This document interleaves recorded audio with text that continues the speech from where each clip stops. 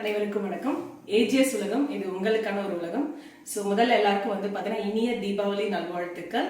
So இந்த தீபாவளியை சந்தோஷமா மகிழ்ச்சியாக கொண்டாடுங்க, மீன் சேஃபாக கொண்டாடுங்க. ஓகே, இன்னைக்கு நம்ம என்ன ரெசிபி பார்க்க போறோம் அப்படின்னா பிரியாணி. ஸோ பிரியாணியே பார்த்தீங்கன்னா கொஞ்சம் டிஃப்ரெண்டாக பார்க்க போறோம். ஸோ எல்லாருமே நார்மலாக தம் பிரியாணி சாப்பிட்ருப்பீங்க, ஸோ மூங்கில் பிரியாணி சாப்பிட்ருப்பீங்க, அது மாதிரி சாப்பிட்ருப்பீங்க. பட் ஆனால் இன்னைக்கு பார்த்தீங்கன்னா நம்ம சிக்கன் பொரிச்சு வாழலை வச்சு பிரியாணி பண்ண போறோம். இந்த பிரியாணியோட டேஸ்ட் பார்த்தீங்கன்னா ரொம்ப சூப்பராக இருக்கும். இந்த பிரியாணியை நீங்க எல்லாருமே பார்த்தீங்கன்னா இந்த தீபாவளிக்கு ட்ரை பண்ணி பாருங்க, எல்லாருக்குமே ரொம்ப பிடிக்கும். சரி வாங்க இப்போ நம்ம எப்படி செய்யுதுன்னு சொல்லிட்டு பார்க்கலாம். ஒரு குக்கர் வச்சுக்கிறேன். குக்கர் கொஞ்சம் காயட்டும். குக்கர் கொஞ்சம் நல்லா சூடாகணும். ஸோ நல்லா ஹீட் ஆகட்டும். ஸோ அதுக்குள்ளே இதுக்கு தேவையான பொருள் என்னென்னு பார்த்துடலாம். இன்னைக்கு பார்த்தீங்கன்னா இந்த கப்பில் பார்த்தீங்கன்னா 1.25 கப் நான் ஜீரக சம்பா அரிசி எடுத்து ஊற வச்சு வச்சிருக்கேன். ஒரு 1/2 மணி நேரம் ஆச்சு நான் ஊற வச்சு. அதுக்கப்புறம் பார்த்தீங்கன்னா ஒரு 400 கிராம் சிக்கன் எடுத்திருக்கேன். ஓகேங்களா, ஒரு லெக் பீஸ் இதெல்லாம் வழுவி வாஷ் பண்ணி எடுத்து வச்சிருக்கேன். அதுக்கப்புறம் பார்த்தீங்கன்னா ஒரு கப்பு புதினா, ஒரு கப்பு மல்லி, 2 பச்சை மிளகாய் கீரி வச்சிருக்கேன். இது தாளிக்கிறதுக்கு பார்த்தீங்கன்னா கல்பாசி, ஏலக்காய், சோம்பு, இது பார்த்தீங்கன்னா ஷாஹி ஜீரா சொல்லுவாங்க பிரியாணிக்கு. அண்ட் தென் பட்டை, இலை, கிராம்பு, மராத்தி மொக்கு, ஸ்டார் அனீஸ் எடுத்திருக்கேன்.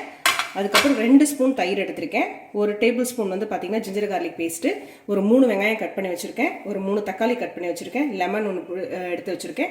இது சமைக்கிறதுக்கு தேவையான ஆயில் ஒரு 4 டேபிள் ஸ்பூன் ஆயில், அந்த ஒரு 3 டேபிள் ஸ்பூன் கீ எடுத்திருக்கேன். காஷ்மீரி சில்லி பவுடர், இது பார்த்தீங்கன்னா சிக்கன் பொரிக்கிறதுக்கு வச்சிருக்கேன். இது பார்த்தீங்கன்னா Kashmiri chilli powder, garam masala, and then தனியாத்தூள். இது 3 பார்த்தீங்கன்னா பிரியாணிக்கு வச்சிருக்கேன். ஓகேங்களா, இதுதான் நமக்கு தேவையான பொருள். And then salt.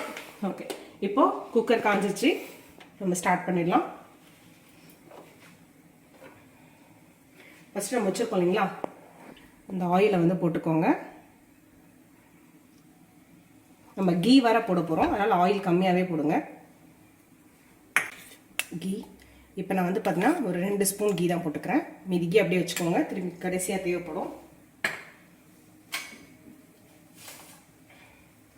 இப்போ இதில் வறுக்கிறதுக்கு வச்சுருக்கான ஐட்டம்ஸ் எல்லாத்தையும் போட்டுருங்க. கல்பாசி, கொஞ்சம் கல்பாசி நிறுத்திக்கோங்க, சும்மா கொஞ்சம் அரைச்சி போடுவோம் ஃப்ளேவருக்காக. கொஞ்சம் சோம்பு, 2 ஏலக்காய், பட்டை, இலை, மராத்தி மொகு, ஸ்டார் அனீஸ் எல்லாத்தையும் போட்டு நல்லா ஒரு தடவை கிளறி விட்டுக்கோங்க. இப்போது நம்ம கட் பண்ணி வச்சுருக்க பச்சை மிளகாய் அதை உள்ளே ஆட் பண்ணிக்கோங்க.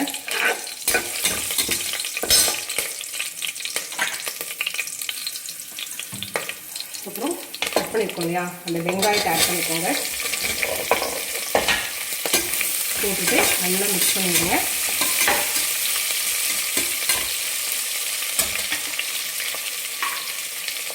கொஞ்சம் நல்லா ப்ரௌன் கலர் ஆகணும்.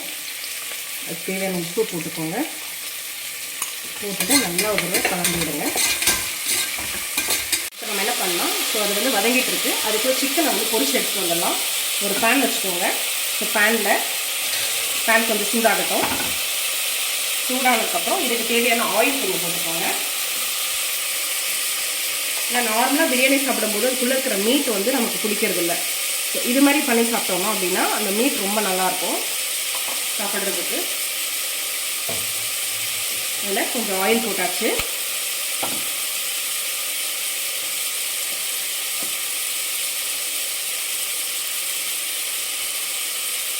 லைட்டாக கொஞ்சம் கீயும் போட்டுக்கோங்க. இப்போ இதில் நம்ம வச்சுருக்கிற காஷ்மீரி சில்லி பவுடர் அது போட்டுக்கோங்க. கொஞ்சம் உப்பு போட்டுக்கோங்க.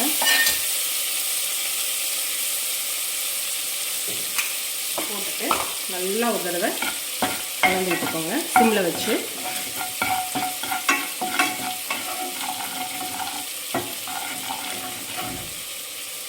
கலந்து விட்டுட்டு இப்போது நம்ம வச்சுருக்கோம் இல்லையா சிக்கன், அந்த சிக்கனை அதுக்குள்ளே போட்டு அப்படியே புரட்டி எடுத்துக்கோங்க.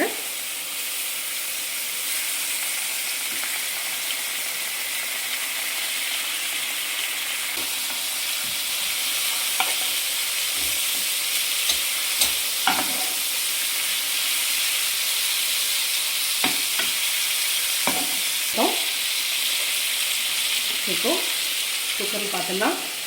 வெங்காயம் நல்லா வதங்கி வந்துட்டுருக்கு.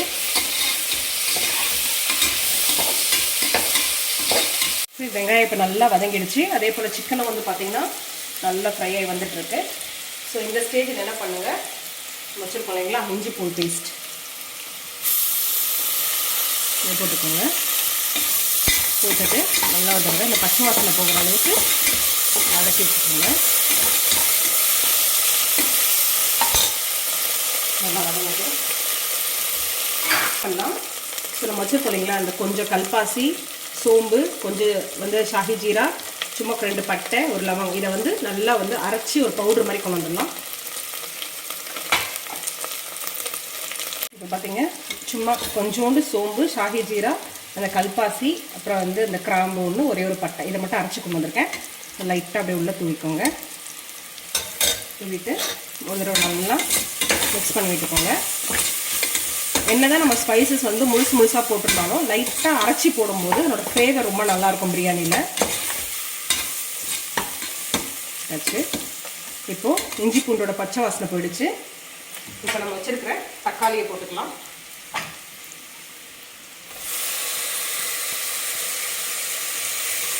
தக்காளி போட்டு நல்லா வதக்கிக்கோங்க.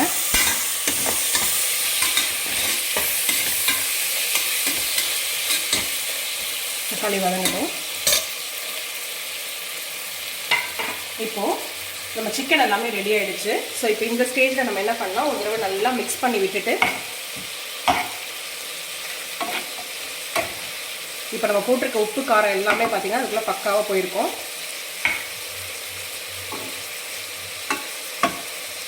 இதை எடுத்து தண்ணியை வச்சிடலாம். அப்படியே வச்சுருங்க. இப்போது நான் சொன்னேன் இல்லைங்களா, ஸோ 1.25 கப் வந்து நான் அரிசி எடுத்திருக்கேன் அப்படின்னு சொல்லிட்டு, ஸோ அதே கப்பில் 1.25 அளவு தண்ணி எடுத்துக்கோங்க.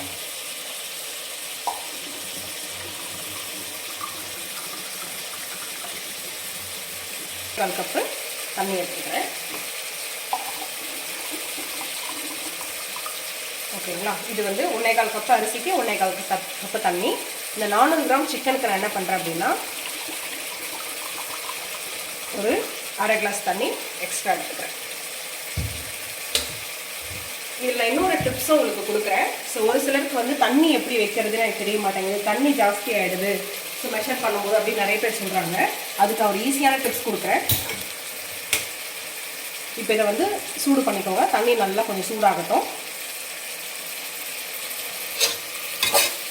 நீங்கள் தண்ணி எப்படி வச்சாலும் ஒருவேளை தண்ணி வந்து எக்ஸ்ட்ரா வச்சுட்டீங்க, மறந்துட்டீங்க அப்படின்னா கூட நான் கொடுக்குற டிப்ஸை நீங்கள் ஃபாலோ பண்ணிங்க அப்படின்னா உங்களுக்கு பிரியாணி வந்து குழையாது. இப்போ தக்காளி வந்து பார்த்திங்கன்னா நல்லா வதங்கிடுச்சு. ஸோ இந்த ஸ்டேஜில் என்ன பண்ணலாம், நம்ம வச்சுருக்க கொத்தமல்லியில், புதினா கொத்தமல்லியில் ஒரு கைப்பிடி,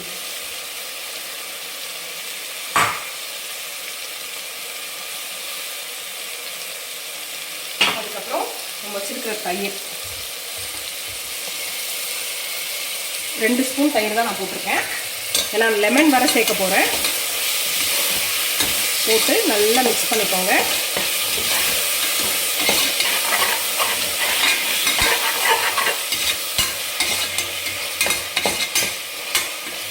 நம்ம ஏற்கனவே பச்சை மிளகாய் வர போட்டிருக்கோம். ஸோ அதனால் வந்து பார்த்திங்கன்னா மிளகாத்தூள் வந்து உங்களுக்கு ஏற்ற மாதிரி போட்டுக்கோங்க. நான் இப்போ வந்து Kashmiri chilli powder 1 table spoon, மிளகாத்தூள் 1 table spoon, garam masala 1 spoon எடுத்திருக்கேன்.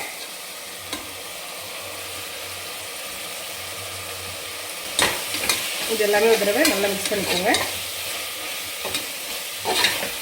மசாலாலாம் நீங்கள் போட்டதுக்காகவே வந்து பார்த்திங்கன்னா பயங்கரமான ஸ்மெல் வரும். ஸோ பிரியாணி ஸ்மெல் வந்து சூப்பராக இருக்கும் இந்த ப்ரொசீஜர்லேயே. இப்போ என்ன பண்ணலாம், நம்ம ஃப்ரை பண்ணி வச்சுருக்கோம் இல்லைங்களா அந்த சிக்கனை ஒன்று எடுத்து உள்ளே சேர்த்துக்கோங்க. சேர்த்துட்டு நல்லா மிக்ஸ் பண்ணி விட்டுக்கோங்க. வெங்காயம் வதங்கிறதுக்காக உப்பு போட்டிருக்கோம், அது இல்லாமல் சிக்கன் பொரிக்கிறதுக்கும் உப்பு போட்டிருக்கோம். ஸோ அதனால் உப்பை வந்து பார்த்து போடுங்க.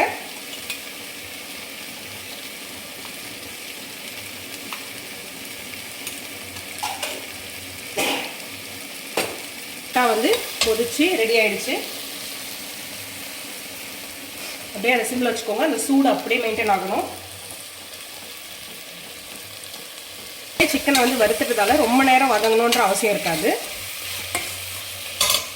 இப்போ நம்ம கழுவி வச்சுருக்கோம் இல்லைங்களா, ஊற வச்சு கழுவி வச்சுருக்கோம்ல, அந்த அரிசியை உள்ளே சேர்த்துக்கோங்க. சேர்த்துட்டு நல்லா ஒரு தடவை மிக்ஸ் பண்ணிக்கோங்க.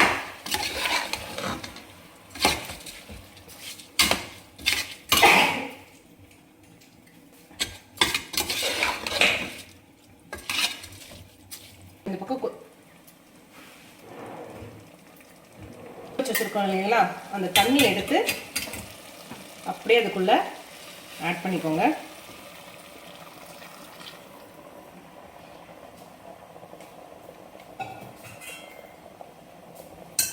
ஆட் பண்ணிட்டு நல்லா மிக்ஸ் பண்ணி விடுங்க. இந்த ஸ்டேஜில் நீங்கள் வந்து பார்த்தீங்கன்னா காரம் உப்பு எல்லாமே செக் பண்ணிக்கலாம்.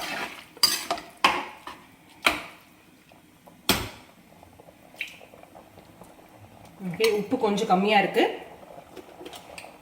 கொஞ்சம் லைட்டாக உப்பு போட்டுக்கிறேன்.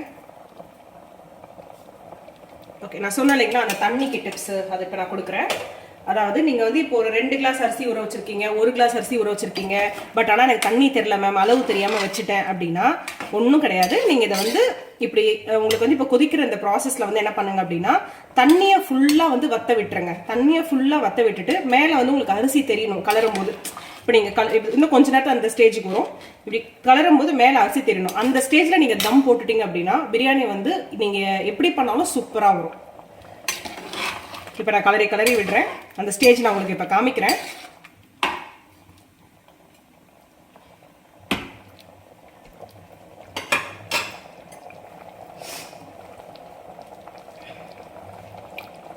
மேலே உங்களுக்கு நல்லா இவ்வளோ தண்ணி இருக்கிற மாதிரி தெரியுது, பட் ஆனால் நீங்கள் உள்ளேருந்து அதை கலரி கொடுத்தீங்க அப்படின்னா ஸோ உங்களுக்கு எந்த அளவு தண்ணி இருக்குன்னு தெரியும்.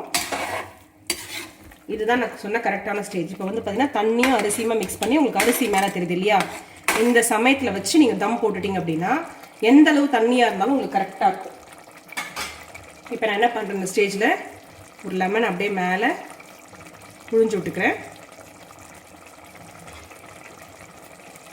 கொஞ்சம் கொத்தமல்லி தலையை தூவிக்கிறேன். அதுக்கப்புறம் நான் இன்னும் கொஞ்சம் வச்சுருக்கேன் இல்லைங்களா, அந்த நெய்யை சும்மா அப்படியே லைட்டாக மேலே டாப்பிங் பண்ணிக்கிறேன். டாப்பிங் பண்ணிவிட்டு திரும்ப ஒரு தடவை நல்லா மிக்ஸ் பண்ணிக்கிறேன். மிக்ஸ் பண்ணிவிட்டு அதை நல்லா சமப்படுத்தி, இப்போ நீங்கள் பெரிய பர்னர் இருக்கக்கூடாது, இருக்கிறதுலே ரொம்ப சின்ன பர்னர் இருக்கு இல்லைங்களா, அதில் வச்சு தான் நீங்கள் தம் போடணும். ஸோ எனக்கு ரொம்ப சின்ன பர்னர் வந்து பார்த்தீங்கன்னா இதுதான். அதை ஆன் பண்ணி அதை வந்து சிம்மில் வச்சு விட்றேன். வச்சுட்டு இதில் தான் இப்போ நான் தம் போட போகிறேன். வச்சாச்சு. இப்போ என்ன பண்ணுங்க, நம்மக்கிட்ட வாழை இருக்கும் இல்லையா, அந்த வாழலையை கட் பண்ணி இப்படி வச்சு ஃபுல்லாக க்ளோஸ் பண்ணிவிடுங்க. ஒரு 2 லேயர் வந்து க்ளோஸ் பண்ணி விடுங்க. க்ளோஸ் பண்ணி விட்டுட்டு இப்போ நீங்கள் ப்ரெஷர் போட்டுடலாம்.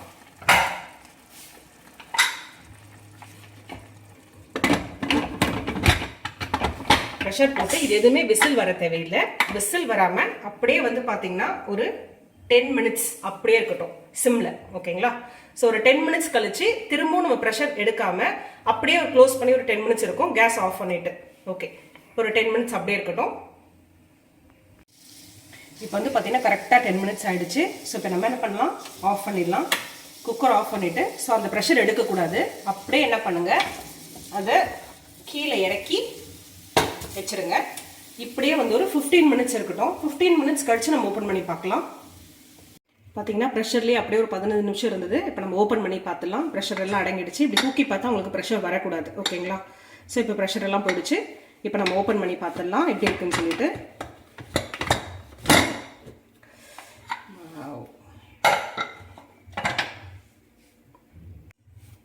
ஓகே, இப்போ நம்ம வந்து இந்த வாழை இலையை ஓப்பன் பண்ணி பார்த்துடலாம் பிரியாணி எப்படி ரெடியாக இருக்குன்னு சொல்லிட்டு.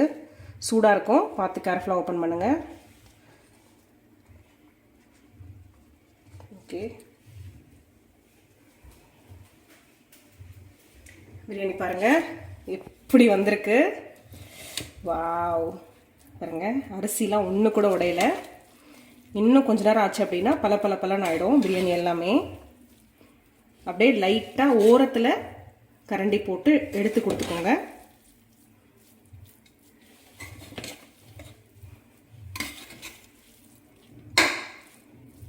ஓகே, இப்போ நம்ம இந்த சூட்லேயே என்ன பண்ணணும் அப்படின்னா, மீதி வச்சுருக்கோம் இல்லைங்களா கொத்தமல்லி அப்புறம் புதினாவும் கொஞ்சம் லைட்டாக இது மேலே தூவுங்க.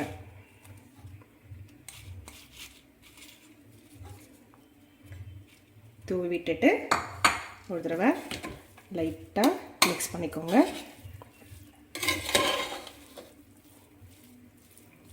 ஓகே, அடி கூட பிடிக்கல, நான் அடியிலேருந்து தான் எடுக்கிறேன். பாருங்கள், பக்காவாக இருக்குது. சரி, இப்போ நம்ம அதை சாப்பிட்டு பார்த்துடலாம் எப்படி இருக்குன்னு சொல்லிட்டு. Wow, leg piece.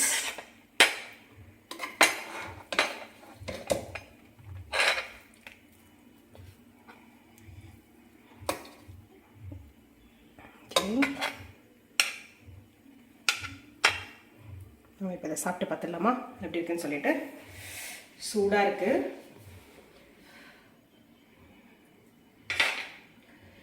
ஃபஸ்ட் நம்ம சிக்கன் வெந்திருக்கான்னு உங்களுக்கு காமிச்சிடுறேன்.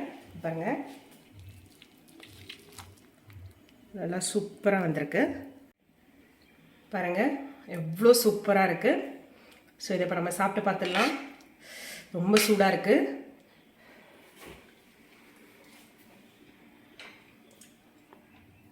சான்ஸே இல்லை, சூப்பராக இருக்குது பிரியாணி. இது மாதிரி ஒரு பிரியாணி நீங்கள் எங்கேயுமே சாப்பிட்ருக்க மாட்டீங்க. கண்டிப்பாக சொல்கிறேன், இந்த தீபாவளிக்கு நீங்கள் எல்லாருமே இந்த பிரியாணியை ட்ரை பண்ணுங்கள். அதாவது இந்த சிக்கனோட ஃப்ளேவர், அதாவது இந்த ஃப்ரை பண்ண அந்த சிக்கனோட ஃப்ளேவர், அது இல்லாமல் அந்த வாழலையோட ஒரு டிஃப்ரெண்ட்டான ஒரு டேஸ்ட்டு, இது எல்லாமே வந்து பார்த்தீங்கன்னா சூப்பராக இருக்குது இந்த பிரியாணி சாப்பிட்றதுக்கே. கண்டிப்பாக இந்த தீபாவளிக்கு நீங்கள் எல்லாரும் ட்ரை பண்ணி பார்த்துட்டு இது எப்படி இருந்துச்சுன்னு சொல்லிட்டு எனக்கு கமெண்ட் செக்ஷனில் கமெண்ட் பண்ணுங்கள். 5 3 அடுக்காய் இருந்தால் அறியா பெண்ணும் கரியாய் சமைப்பாள். நன்றி, வணக்கம்.